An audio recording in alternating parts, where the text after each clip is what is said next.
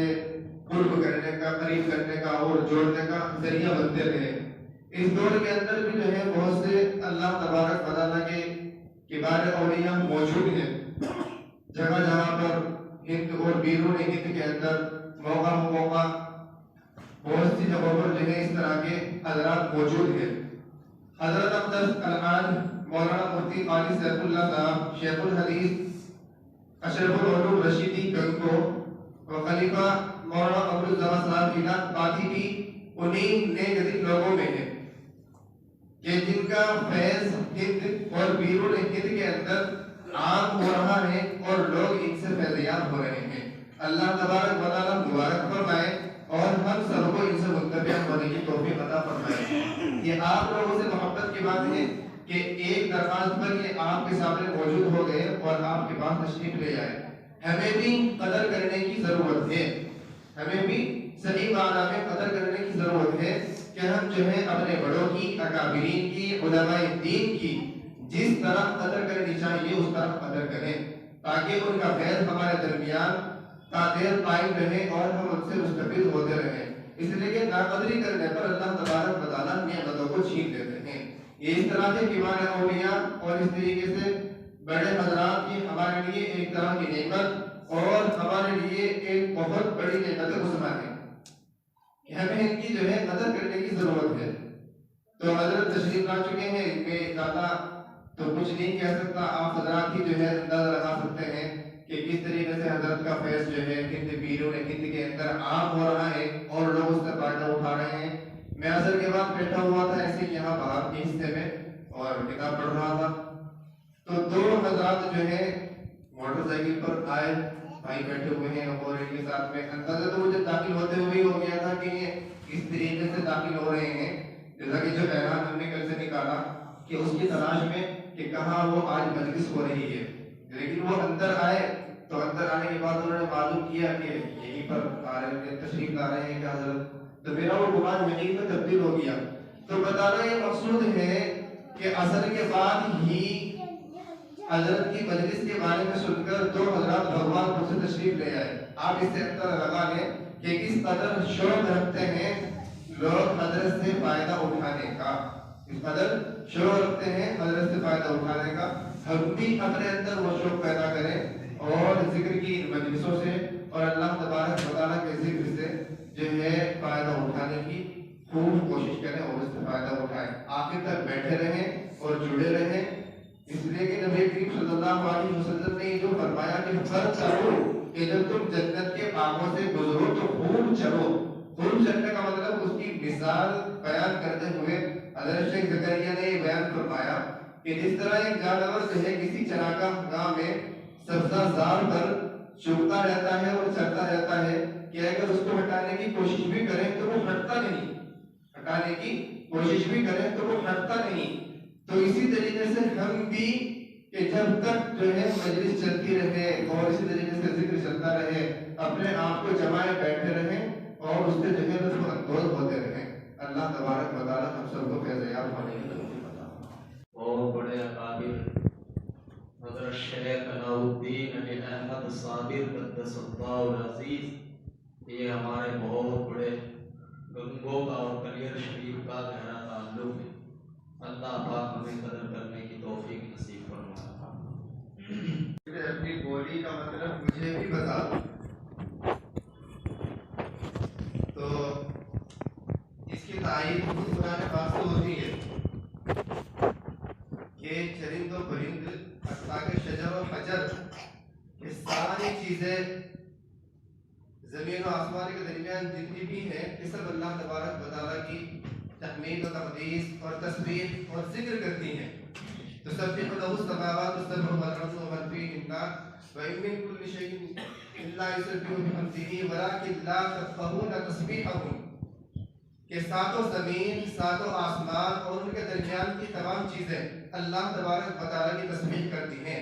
خود اللہ تبارک و تعالیٰ نے پھر آخر میں فرمایا کہ لیکن تم ان کی تسبیح کو سمجھ نہیں سکتے، ان کی تسبیح کو اور ان کے ذکر کو سمجھ نہیں سکتے۔ اس سے ہمیں عبرت حاصل کرنے کی ضرورت ہے، اس سے عبرت حاصل کرنے کی ضرورت ہے کہ اللہ تبارک و تعالیٰ کی وہ مخلوق جو غیر جاندار اور غیر ذی روح ہیں وہ اللہ تبارک و تعالیٰ کے ذکر میں، تسبیح میں، تحمید میں اور تقدیس میں اپنے آپ کو مشغول رکھتی ہے، اور یہ انسان جو شرف المخلوق ہے اللہ تبارک و تعالیٰ کے ذکر سے اپنے آپ کو کس قدر دور رکھے ہوئے ہے۔ بس اللہ تبارک و تعالیٰ کا قرب حاصل کرنا مقصود ہے کہ جس کا ذریعہ یہ اس طرح کے جو ہیں جو کبار اولیاء ہیں یہ بنتے ہیں۔ اللہ تبارک و تعالیٰ ہمیں ان سے منتفع ہونے کی اور فائدہ اٹھانے کی زیادہ سے زیادہ توفیق عطا فرمائے۔ وکفا وسلام علی عباد الذین اصطفیٰ، اما بعد۔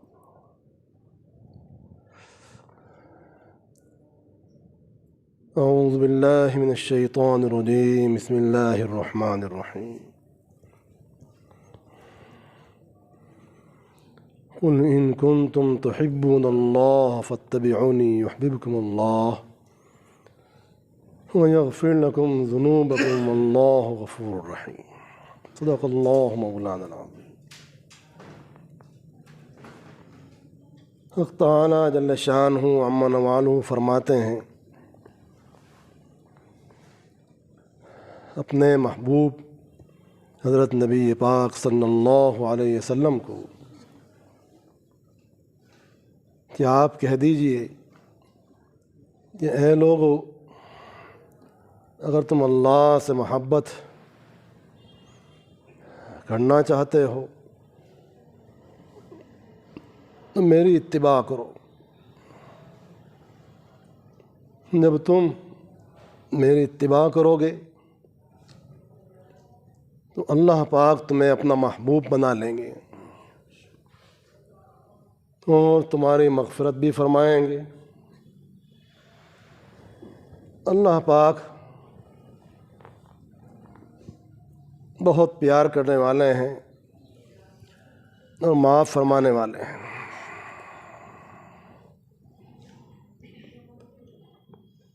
اس آیت پاک میں حق تعالی جل شانہ عما نوالہ نے اپنے محبت حاصل کرنے کا سب سے بڑا ذریعہ اتباع سنت کو قرار دیا ہے۔ اتباع سنت اللہ کی محبت کا حقیقی ذریعہ ہے، جس سے انسان اللہ کا محبوب بن جاتا ہے اور مغفور لہو بھی بن جاتا ہے۔ ایسے ہی اللہ پاک کی قربت کا بہت بڑا ذریعہ ذکر اللہ ہے۔ اللہ کا ذکر اللہ پاک کی قربت کا سب سے بڑا ذریعہ ہے اور سب سے آسان ذریعہ ہے۔ طبیعت تو یہ چاہ رہی ہے اور معمول بھی یہی ہے کہ زیادہ ذکر کی مجلس میں کچھ کہنا اور اس میں وقت گزارنا، اس سے بہتر طبیعت اس بات پر آمادہ رہتی ہے کہ اللہ کا ذکر ہی کیا جائے، کیونکہ پورے ہفتہ پڑھنے پڑھانے کا سلسلہ رہتا ہے۔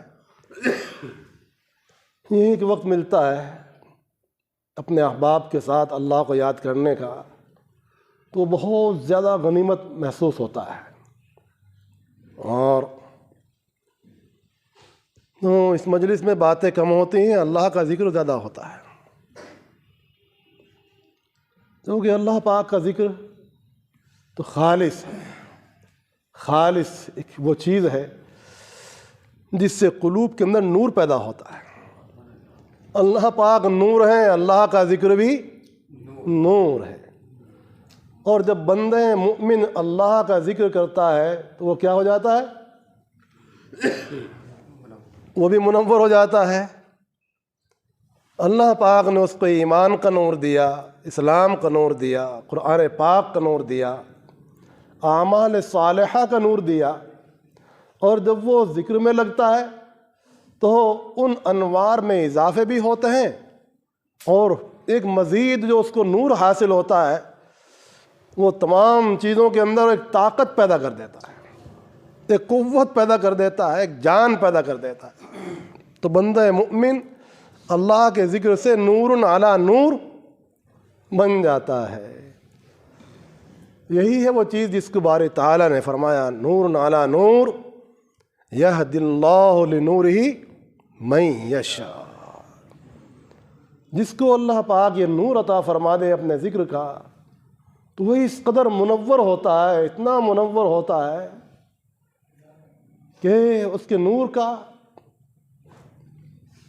ہے، اس کے نور کے انوار اور اثرات اور برکات معلوم نہیں کہاں کہاں پہنچ جاتے ہیں، اس کو خود بھی خبر نہیں ہوتی۔ اللہ پاک نے یہ نور ہمارے مشائخ کو دیا تھا، ان کا نور کہاں کہاں تک پہنچا؟ عالم کے کونے کونے تک پہنچا،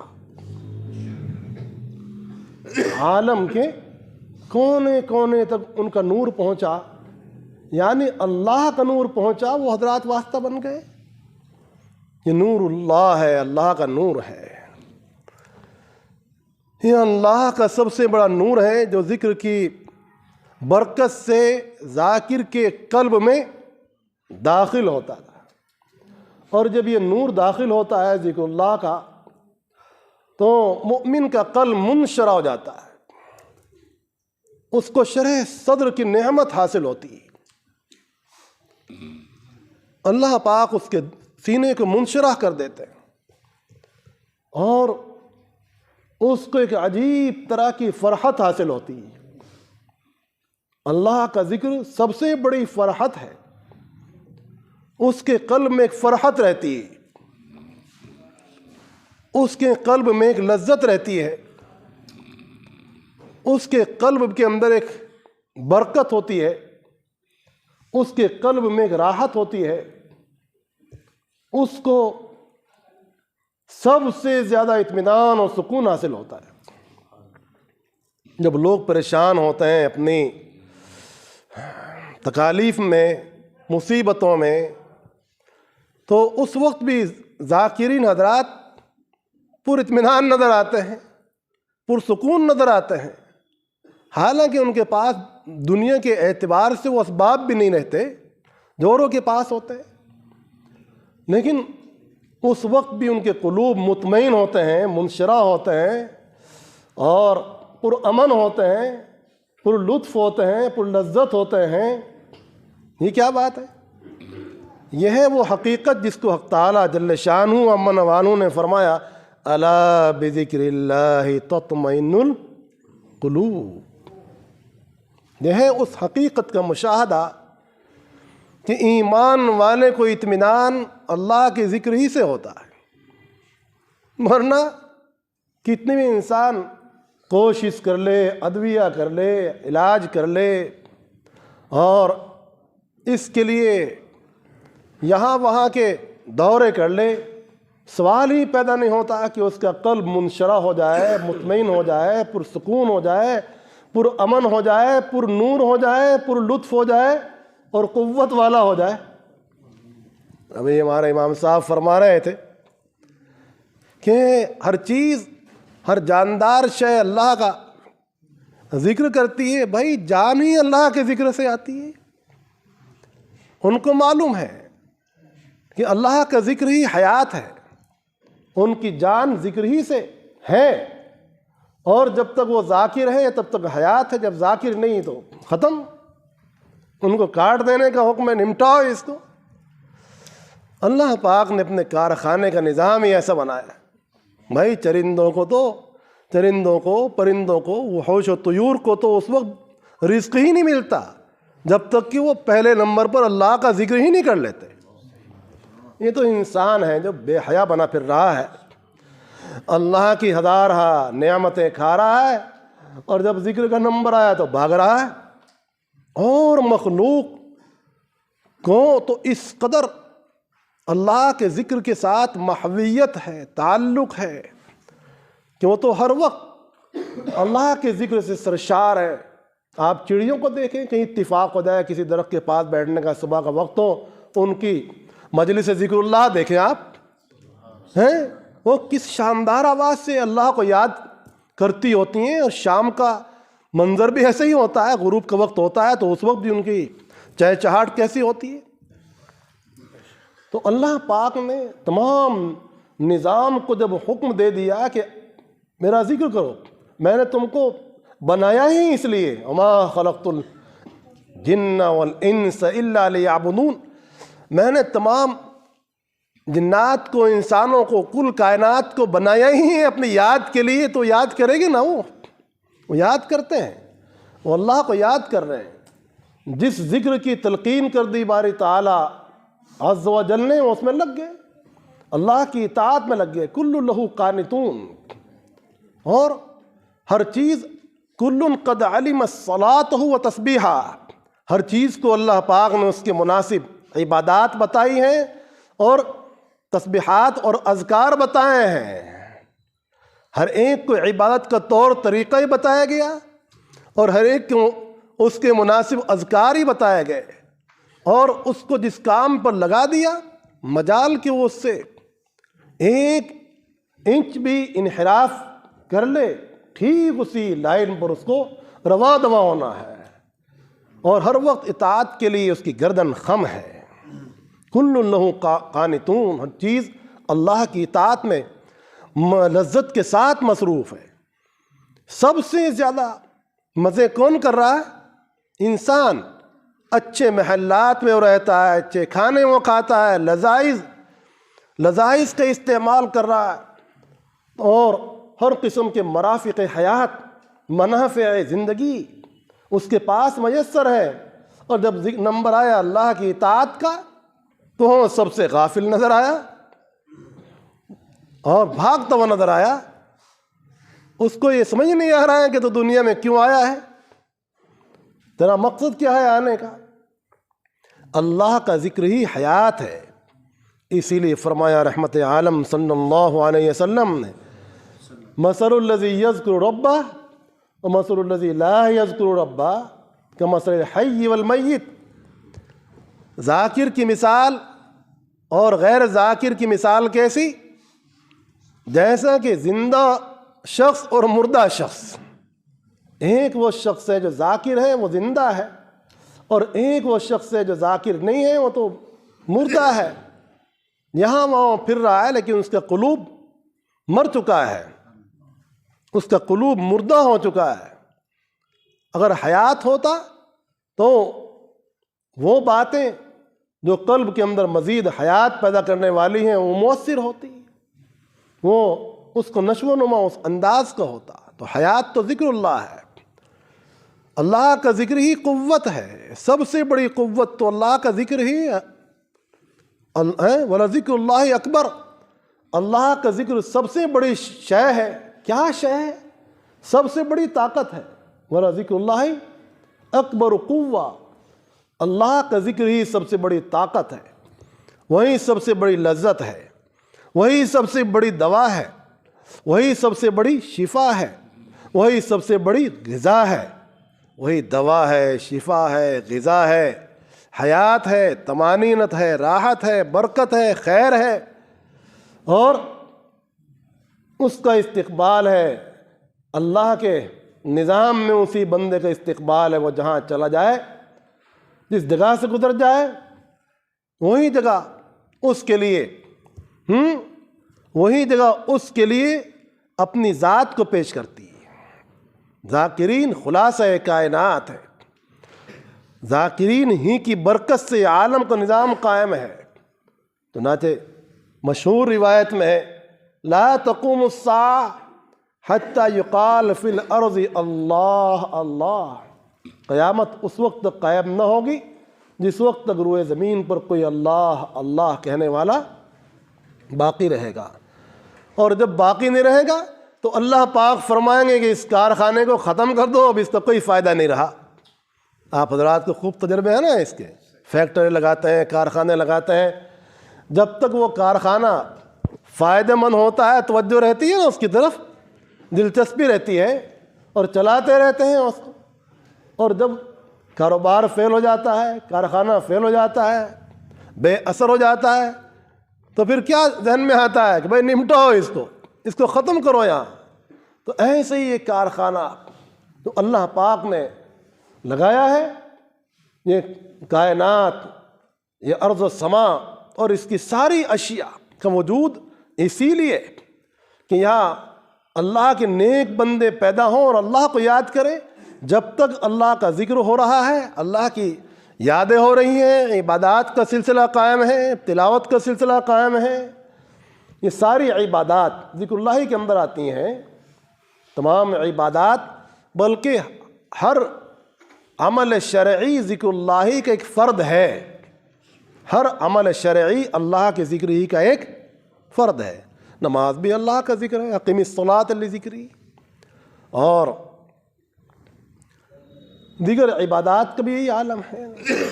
ہر عبادت کا روح اور مغز تو اللہ کا ذکر ہی ہے، ہر عبادت اللہ کی اطاعت ہے۔ اس کے باوجود بھی اللہ پاک نے اپنے ذکر کا حکم دیا، فاذکرونی اذکرکم واشکروا لی ولا تکفرون۔ نماز کا ایک مستقل حکم ہے، تلاوت کا ایک مستقل حکم ہے، زکوٰۃ کا ایک مستقل حکم ہے، صوم کا مستقل حکم ہے، حج کا مستقل حکم ہے، قربانی کا مستقل حکم ہے، اور دیگر عبادات ہیں، ان کے اوامر ہیں۔ اس کے باوجود، اس سب کے باوجود اللہ کے ذکر کا پھر مستقل حکم ہے۔ تو معلوم ہوا کہ ان عبادات کے ہوتے ہوئے بھی اللہ کا ذکر خالصتاً کرنے کا حکم ہے، تسبیحات پڑھنے کا حکم ہے، تمجیدات کا حکم ہے، تحلیلات کا حکم ہے، تکبیرات کا حکم ہے۔ تو یہ سب چیزیں قرآن پاک میں مذکور ہیں۔ تو یہ کتنا ضروری عمل ہے۔ ہمارے مشائخ کا فیض جو عالم میں پہنچا تو علم کے راستے سے پہنچا یا ذکر اللہ کے راستے سے پہنچا، اور سارا عالم ان کے علم سے ماشاءاللہ، اور اللہ کا ذکر جو ان کو اللہ پاک نے عنایت فرمایا تھا منور ہو گیا۔ ہمیں بھی اس کے ساتھ بڑے مانوس ہونے کی ضرورت ہے۔ اللہ کے ذکر کے ساتھ جو بندہ مانوس ہوتا ہے، پھر اس کی تجارت کا عالم کچھ اور، اس کی زراعت کا نفع کچھ اور، اس کے گھر کا لطف کچھ اور، اس کا دل نرم ہوتا ہے، وہ حقوق ادا کرنے میں بھی آگے ہوتا ہے، اس کو ہر شخص کا حق نظر آتا ہے، اپنے اہل و عیال کے حقوق بھی نظر آتے ہیں، رشتہ داروں کے حقوق بھی نظر آتے ہیں، متعلقین کے حقوق بھی نظر آتے ہیں، اس کو انسان حیوانات کے حقوق بھی نظر آتے ہیں، اس کو ساری مخلوق کے حقوق نظر آتے ہیں، اس کا دل روشن ہو جاتا ہے، اس مخلوق کا بھی مجھ پر حق ہے، اس کا بھی حق ہے، اس کا بھی حق ہے، تو وہ حقوق کو پہچاننے لگتا ہے، قلب میں رقت آتی ہے، نرمی آتی ہے، اس کے اخلاق بھی اچھے ہوتے ہیں۔ اللہ کے ذکر کی برکت سے اس کے اخلاق بھی اچھے ہوتے ہیں، اس میں تواضع کی شان پیدا ہوتی ہے۔ سب سے پہلے اس کو یہ نظر آتا ہے کہ تو کتنا غافل ہے، کتنا جاہل ہے، کتنا غافل ہے، تیری کیا حالت ہے، اس پر اپنی حالت منکشف ہو جاتی ہے۔ پھر وہ دوسروں کی عیوب پر نظر نہیں کرتا، وہ تو یہ سمجھتا ہے کہ سب سے بڑا عیب دار انسان تو میں ہی ہوں، میں ہی کوئی کیا دوسرے کی عیوب تلاش کروں۔ وہ متواضع ہوتا ہے نا، اس کے اخلاق درست ہوئے، اس کی آنکھ کھلی، اس کی نظر نے کام کیا، اس کا دماغ روشن ہوا، تو کیا اس کی نظر میں وہ خود ہی گر گیا۔ شیر مرد وہ نہیں ہے جو اپنی نظر سے دوسروں کو گرا دے، بلکہ شیر وہ ہے جو خود اپنی نظر سے گر جائے، اپنے آپ کو پست کر دے۔ وہ ہے انسان حقیقت میں اپنے آپ کو سب سے پست جانتا ہے، سب سے کمزور جانتا ہے، اور سب سے زیادہ گنہگار سمجھتا ہے، بھائی میں ہی سب سے بڑا گنہگار ہوں، یہ سب مجھ سے اچھے ہیں۔ ہر انسان کو اپنے سے بہتر سمجھتا ہے۔ جب تک انسان کی آنکھ نہیں کھلتی، وہ ہر شخص سے اپنے آپ کو اچھا سمجھتا ہے، کبھی علم کے لائن سے اچھا سمجھے گا، کبھی اخلاق کے لائن سے اچھا سمجھے گا، کبھی مال کے اعتبار سے اچھا سمجھے گا، کبھی اور دیگر باتوں کے اعتبار سے اچھا سمجھے گا۔ جب تک آنکھ نہیں کھلی نا، تو اغیار کو وہ حقارت کی نظر سے دیکھ رہا تھا، اس کی نظر عیوب پر جا رہی تھی، اور جب اس کی آنکھ کھل گئی تو پھر وہ دوسروں کی عیوب پر نظر نہیں رکھتا۔ اللہ پاک نے اس کو بصیر بنا دیا اپنے عیوب کے سلسلے میں، اور وہ اپنے عیوب پر نظر رکھتا ہے کہ یہ سب مجھ سے اچھے ہیں، اس کائنات میں سب سے گندا اور سب سے بیکار انسان تو میں ہی ہوں۔ کھل گئی جب سے چشمے بصیرت، اپنی نظروں سے خود گر گئے ہم۔ اللہ کے ذکر سے تواضع پیدا ہوتی ہے، اللہ کے ذکر سے یہ سوچ آتی ہے کہ مجھ پر کسی کا حق نہ رہ جائے، میرا حق کسی پر رہ گیا، چلو ہم اس میں وسعت کر دیں گے، سہولت کر دیں گے، نرمی کر دیں گے۔ ہاں مجھ پر کوئی حق ہے کسی کا تو وہ فوراً ادا کرو، مجھ پر کسی کا یہ حق ہے، اس میں دیر لگ رہی ہے، اگر میں مر گیا تو کیا ہوگا، تو وہ دوسروں کے حقوق ادا کرنے میں جلدی کرتا ہے اور اپنے حقوق کے اندر ڈیل کرتا ہے، اور یہ مغفرت کی علامت ہے۔ چنانچہ روایت کے اندر ہے کہ اللہ پاک نے ایک شخص کی محض اسی بنیاد پر مغفرت کی کہ وہ قرض کے سلسلے میں اوروں کے ساتھ نرمی کرتا تھا، مہلت دیا کرتا تھا۔ تو انسان اپنے حقوق میں نرم پڑ جاتا ہے اور دوسروں کے حقوق ادا کرنے میں گرم ہو جاتا ہے۔ آج ہماری حالت اس کا الٹا ہے نا، اس لیے کہ نہ ہمارے اخلاق درست ہیں، نہ ہمارے معاملات درست ہیں، نہ ہم تجارت کے اندر سچ بول رہے ہیں، نہ ہمارے معاملات کے اندر امانت داری ہے، دیانت داری ہے، صدق ہے، بلکہ ہمارا تو یہ خیال بنا ہوا ہے کہ جھوٹ نہیں بولیں گے تو تجارت ہی نہیں چلے گی۔ آپ سوچیں کہ ایک ایمان والا جھوٹ پر یقین رکھے ہوئے ہیں، انا للہ، کہ جھوٹ نہیں بولیں گے تو کاروبار ہی نہیں چلے گا۔ یہ بات، یہ سوچ کیسی سوچ ہے؟ اگر آپ اس سوچ کا جائزہ قرآن پاک سے لیں، سنت سے لیں، اعمال صالحہ سے، اعمال صحابہ سے لیں، تو آپ کو اندازہ ہوگا کہ یہ کتنی خطرناک سوچ ہے۔ یہ ایمان کے خلاف ہے، کتاب و سنت کے خلاف ہے، صحابہ کرام کے معاملات کے خلاف ہے۔ وہ حضرات تو سچ پر یقین رکھتے تھے، ہم جھوٹ پر یقین کے بیٹھے ہوئے، اس لیے ہمارے مزاج میں دھوکہ ہے، دوسروں کے ساتھ خدا ہے، مکر ہے، فریب ہے۔ تو یہ سب باتیں انسان کی نکلتی ہیں جب اس کو اپنی بصیرت حاصل ہوتی ہے، تو اپنے نفس پر وہ نظر ڈالتا ہے کہ بھائی یہاں تو بڑی خامیاں ہیں، بڑی کوتاہیاں ہیں۔ تو اللہ کے ذکر سے کتنے بڑے فائدے، اللہ کا ذکر اتنا نافع ہے، سبحان اللہ سبحان اللہ، کہ انسان زندہ ہو جاتا ہے۔ جہاں بیٹھ کر اللہ کا ذکر ہوتا ہے وہ زمین منور ہوتی ہے، معطر ہوتی ہے، وہاں معرفت کے پھول کھلنا شروع ہو جاتے ہیں، وہاں اللہ کی محبت کے پھول کھلنا شروع ہو جاتے ہیں۔ اللہ کی محبت کے پھول کھلے، اللہ کی معرفت کے پھول کھلے، عبادات کا شوق پیدا ہوا اور سنت کا شوق پیدا ہوا، اپنے معاملات کی درستگی کی فکر ہوئی۔ یہ سب اللہ کے ذکر کے نفع ہے۔ یہی بات تھی کہ ہمارے بڑے حضرات اللہ کے ذکر کو سیکھنے کے لیے پورے دن کا سفر کرتے تھے۔ کہاں تک سفر کر رہے ہیں؟ شیخ محب اللہ الہ آبادی الہ آباد سے چل کر گنگو تشریف لا رہے ہیں۔ اتنا بڑا عالم، اتنا بڑا علامۃ الدہر انسان، شیخ محب اللہ الہ آبادی، اتنا بڑا علامۃ الدہر انسان، وہ اللہ کے ذکر کو سیکھنے کے لیے کہاں رہے؟ حضرت شاہ ابو سعید صاحب رحمہ اللہ کی خدمت اقدس میں آ رہے ہیں۔ حضرت فرما رہے ہیں کہ بھائی میں تو عالم نہیں ہوں، آپ تو ایسے عالم انسان ہیں۔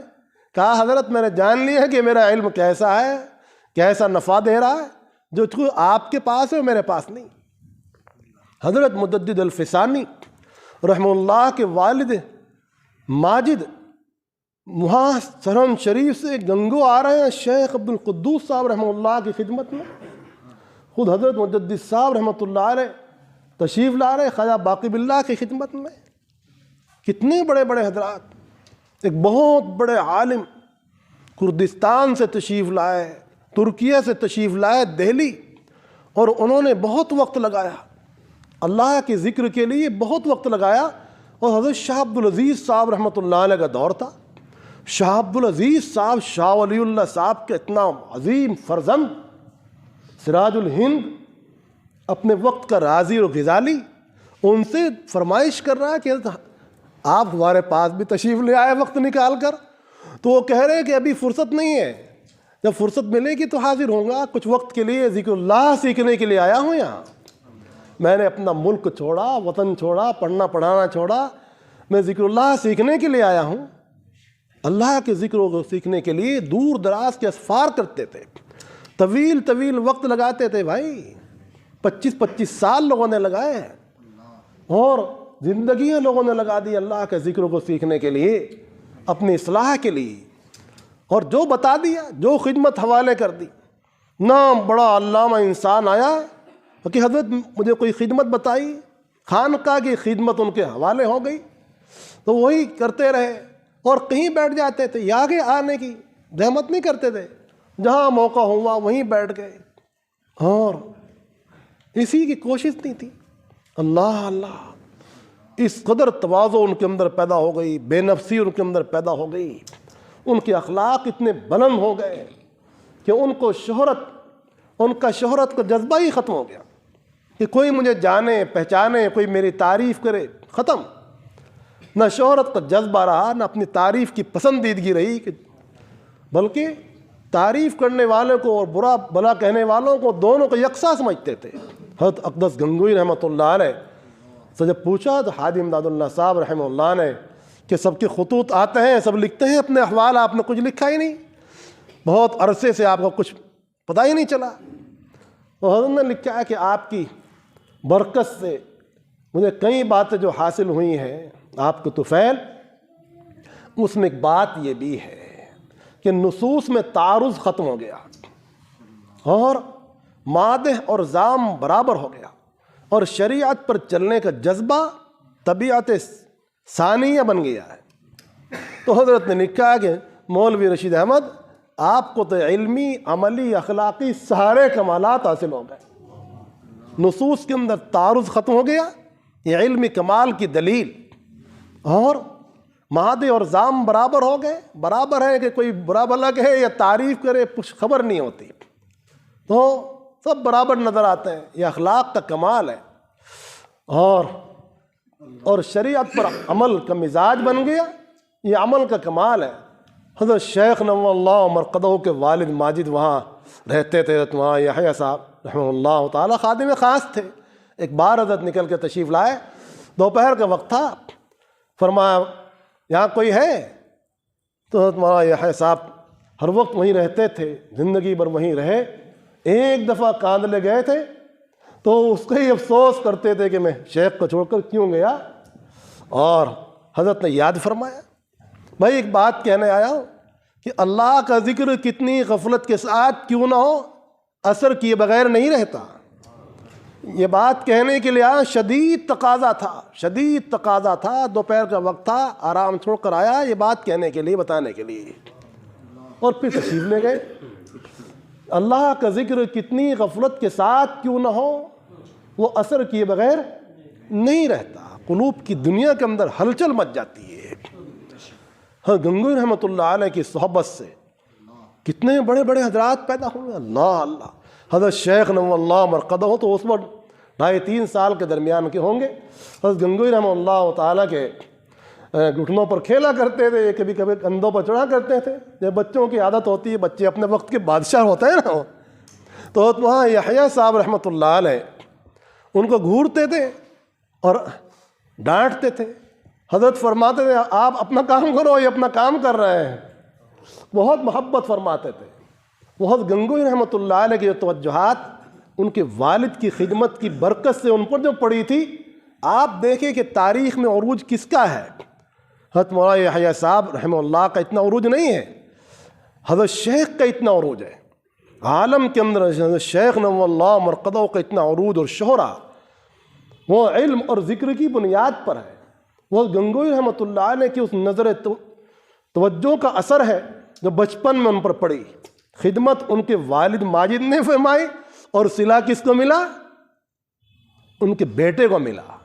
کبھی اللہ پاک کا نظام ایسے بھی جاری ہوتا ہے. اللہ پاک اولیاء اللہ کی خدمت کے صلے براہ راست بھی دیتے ہیں اور ان کی اولاد در اولاد کو بھی عطا فرماتے ہیں. اس لیے اس خاندان میں ذاکرین کا وجود, اور کتنے لوگ ذاکر بن گئے. حضرت گنگوئی رحمۃ اللہ علیہ حضرت شاہ عبد الرحیم صاحب تشریف لے جا رہے ہیں، شاہ عبد الرحیم صاحب رائے پوری تشریف لے جا رہے ہیں، کبھی علامہ انور شاہ کشمیری تشریف لا رہے ہیں، علامہ انور شاہ کشمیری رحمۃ اللہ علیہ، چلتا پھرتا کتب خانہ، وہ دارالعلوم کا شیخ الحدیث اور مشہور ترین مفسر، امام وقت، علامہ فہامہ انسان، حافظ کتب، تشریف لا رہے ہیں۔ ایک بار جو کتاب دیکھ لیتے تھے زندگی بھر یاد رہتی تھی۔ اتنا بڑا انسان کہ دین تو آپ کے پاس ہے، دین سیکھنے کے لیے آ رہا۔ وہ کون سا دین تھا جو شاہ صاحب کشمیری اور گنگوئی رحمۃ اللہ علیہ کی صحبت میں سیکھنے کے لیے آ رہے تھے؟ وہ کون سا دین تھا جو حکیم الامہ حضرت تھانوی نور اللہ مرقدہ جیسا پہاڑ انسان، علم و عمل کا اور اللہ کے ذکر اللہ کا اور عشق الہی کا جامع انسان، وہ کون سا دین تھا جو حاصل کرنے کے لیے تھانوان سے گنگو آ رہے ہیں؟ اندازہ فرمائیے کہ وہاں آنے والے کون تھے؟ حضرت اقدس تھانوی نور اللہ مرقدہ جیسے انسان، حضرت شاہ عبد الرحیم صاحب جیسے انسان، حضرت شیخ الہند جیسا انسان، گنگوئی رحمۃ اللہ علیہ کی خدمت میں ہر جمعرات کو آ رہے ہیں۔ تو جس کو ذکر کا چسکا لگ جاتا ہے نا، پھر وہ ہر جگہ پہنچتا ہے، وہ شیخ کی مجلس میں ہر جگہ پہنچتا ہے، جہاں بھی معلوم ہو کہ شیخ کی مجلس وہاں ہو رہی ہے، وہ مجلس قضا نہیں کرتا۔ مرید وہ ہے حقیقت میں جو شیخ کی مجلس قضا نہ ہونے دے، معلوم نہیں کون سی مجلس کے اندر اس کو فیض ہو جائے، ایک ایک مجلس وہ شرکت کرتا ہے۔ ہم نے دیکھا اپنے مشائخ کے یہاں کہ لوگ کئی سو میل سے خالی ذکر اللہ کے اندر حصہ لینے کے لیے آتے ہیں، اور ذکر کی مجلس ہوئی اور زیارت ہوئی بہت سے اور ملاقات کی اور چل دیا ہو۔ ان کے اندر اللہ کے ذکر کا اس قدر جذبہ، اس قدر شوق ہے۔ حکیم شیخ الاسلام حضرت مدنی رحمہ اللہ مرقدہ جیسا انسان مدینہ پاک مسجد نبوی شریف میں سب سے بڑے مدرس، آپ کے حلقوں کے سامنے تو وہاں کے مشائخ کے حلقے پی کے پڑ گئے۔ اتنا بڑا انسان اپنا درس حدیث کا حلقہ کبرا، جہاں اہل عرب بھی شریک ہوتے تھے، وہ چھوڑ کر اقدس گنگوئی رحمۃ اللہ علیہ کی خدمت میں کیا حاصل کرنے کے لیے آئے؟ کون سا دین حاصل کرنے کے لیے آئے؟ کون سا ذوق حاصل کرنے کے لیے آئے؟ کون سا جذبہ اور کیا کیفیات حاصل کرنے کے لیے آئے؟ آپ کو اندازہ ہوا کیسے کیسے پہاڑ حضرات، اور پھر اللہ نے کتنا بڑا کام لیا۔ شیخ الاسلام حضرت مدنی رحمہ اللہ مرقدہ سے ایک عالم کا عالم فیضیاب ہوا اور ہو رہا ہے۔ اتنا متواضع انسان، اللہ اکبر کبیرہ، اتنا متواضع کہ ٹرین میں سفر کر رہے ہیں اور ایک غیر مسلم انسان بیت الخلاء گیا، ٹرین کے اندر تو حال ویسے ہی خراب رہتا ہے، اور وہ فوراً ہی آ کے بیٹھ گیا سیٹ پر۔ حضرت نے یہ محسوس کیا کہ یہ ابھی گیا تھا اور جلدی واپس آ گیا، اتنی جلدی تو انسان کوئی اپنی ضروریات پورا نہیں کر سکتا۔ آپ وہاں سے اٹھے اور اٹھ کر گئے اور ٹھیک ٹھاک کیا، دیکھا کہ گندا پڑا ہوا ہے، اس کو ٹھیک ٹھاک کیا، صاف کیا اور کہا بھائی اب چلے جاؤ۔ وہ انسان دیکھ کے حیران ہو گیا کہ یہ انسان جس کے پیچھے اتنے لوگ ہیں اور یہ ایسی خدمت کر کے آیا۔ آج بتائیے کہ مسجد میں آتے ہیں تو کیا ذہن لے کے آتے ہیں کہ یہ خدمت کرنا تو مؤذن کا کام ہے، یہ فلاں کا کام ہے۔ مدرسوں میں رہنے والے سوچتے ہیں کہ یہ نوکروں کا کام ہے اور یہ فلاں کا کام ہے، میرا کام تھوڑا ہی ہے۔ اللہ پاک جو کام، مدارس کا کام، اس کی تطہیر کا کام اپنے پیغمبروں کو فرما رہے، ان طہر بیتی للطائفین والعاکفین والرکع سجود۔ ہم سوچ رہے ہیں کہ ان کاموں میں حصہ کیوں لیں؟ کوئی چیز پڑی نظر آ رہی مسجد کے اندر، ہم خاموش وہاں سے گزر رہے ہیں، وہاں آ کر استعمال تو کر رہے ہیں، لیکن صفائی کرنے کی ہمیں توفیق نہیں، اس لیے کہ ہمارا ذوق نہیں بنا، ہمارا مزاج نہیں بنا۔ اور یہ ہم نے مساجد کو ایسا سمجھا۔ وہاں کے بیت الخلاء دیکھیے کہ سب سے سڑے ہوئے رہتے ہیں، کوئی آدمی چلا جائے ڈھنگ کا آدمی تو اس کو بیٹھا نہیں جاتا۔ بہت سے لوگ تو بیڑیاں پی کر ہی وہاں بھر دیتے ہیں کہ بھئی کیا حشر مچا رکھا ہے۔ یہ گندگی کا عالم، یہ مزاج کیسا مزاج ہے؟ یہ دینی مزاج نہیں ہے۔ اپنے گھروں کے اندر انسان کس قدر صاف شفاف رکھتا ہے، اور مدرسوں کے اندر اور مسجدوں کے اندر جہاں سب سے زیادہ طہارت کا حکم ہے، اس لیے کہ وہ تو خدا و خدا کے رسول کی جگہیں ہیں۔ مقدس مقامات ہیں، وہاں کے گزرنا بھی انسان کو وہ احترام کے ساتھ ہونا چاہیے، داخل ہونا بھی احترام کے ساتھ ہونا چاہیے، رہنا بھی احترام کے ساتھ ہونا چاہیے کہ مسجد میں آ رہا ہوں، مدرسے میں جا رہا ہوں، خانقاہ میں جا رہا ہوں، ایک عظمت ہو دل کے اندر، ایک احترام ہو دل کے اندر۔ میں مرکز جا رہا ہوں، مجھے وہاں حصہ لینا ہے، مرکز تبلیغ میں جا رہا ہے تو وہاں حصہ لینا ہے، وہاں خدمت کر رہا ہے، اپنے آپ کو مٹا رہا ہے، اپنے آپ کو مٹانے کے لیے وہاں جا رہا ہے۔ تو جس شخص نے اپنے آپ کو مٹانا جان لیا تو اس کو اللہ پاک انسانیت کے کچھ ذرات نصیب فرماتے ہیں، اور یہ سب برکات ہیں کہیں گی اللہ کے ذکر کی۔ حضرت مولانا الیاس صاحب رحمۃ اللہ علیہ نے 10 سال حضرت اقدس گنگوئی رحمۃ اللہ علیہ کی خدمت میں لگائے تھے۔ کتنے؟ 10 سال لگائے۔ اور اس وقت جب اکابر آیا کرتے تھے تو اس وقت مولانا یحییٰ صاحب فرمایا کرتے تھے چھوٹے بھائی کو، بھائی الیاس اب اپنا پڑھنا پڑھانا چھوڑو، اب وہاں بیٹھو، اس مجلس میں جو مل جائے گا زندگی میں پھر نہیں ملے گا، یہ پڑھنا پڑھانا تو ہوتا رہے گا، یہ مجالس پھر کبھی نصیب نہ ہوں گی۔ 10 سال لگایا انہوں نے وہاں، اور بہت ذکر اللہ کیا۔ اللہ کے ذکر ہی کی برکت سے ان کے قلب میں عشق الہی پیدا ہوا، اور وہ عشق الہی اس تبلیغ کی صورت میں ظاہر ہوا۔ جیسے عشق الہی حضرت مولانا روم رحمۃ اللہ علیہ کا مثنوی شریف کی شکل میں ظاہر ہوا، اور وہ منتقل ہوا اور عالم فیضیاب ہوا، اور اس کی لذتوں سے اور برکتوں سے تمام مشائخ کو مثنوی شریف کے ساتھ ایک شغف رہا۔ حضرت ہادی امداد اللہ صاحب رحمہ اللہ کے یہاں تو مستقل ایک درس ہوتا تھا۔ حضرت اقدس تھانوی نور اللہ مرقدوں کے یہاں کتنی اہمیت تھی اس کی شرح لکھی، اور اس کے حصے کی شرح لکھی آپ نے۔ اللہ کی شان کے کاندھنے کے اندر ایک اللہ کا ولی ایسا بھی ہوا کہ اس نے مثنوی شریف کو مکمل کیا، یہ سعادت ان کے حصے میں آئی۔ ہمارے اکابر کی ماشاءاللہ شان دیکھیے کہ اللہ پاک نے ان سے کتنا کام لیا۔ یہ حضرات تھے جو ذاکر تھے، جنہوں نے ذکر کو اول ترجیح دی تھی، اپنے تمام معاملات پر ترجیح دی۔ وہ حضرات جو کچھ سب کرتے تھے، تجارت بھی کرتے تھے، زراعت بھی کرتے تھے، لیکن اللہ کے ذکر میں اپنے آپ کو دنا تھا، اور پھر ان کی تجارت تھی، ان کی زراعت تھی، ان کی عبادت تھی، ان کی حیات تھی، ان کے